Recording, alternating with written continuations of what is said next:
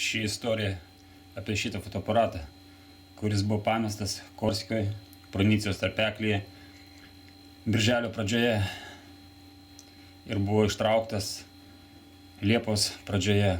Vandenyje pragulėjo 1,5 metro gylyje daugiau negu mėnesį ir po to jisai veikė.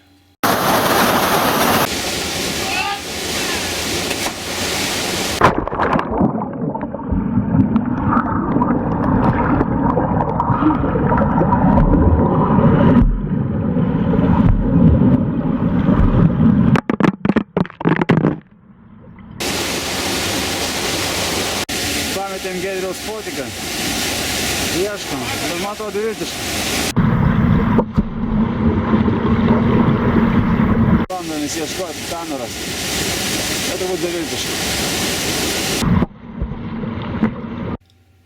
Liepos mėnesį panėriau po vandeniu ir radau šitą fotoaparatą. Rasti gegužės pabaigoj buvo ganėtinai sunku dėl labai aukšto vandens lygio.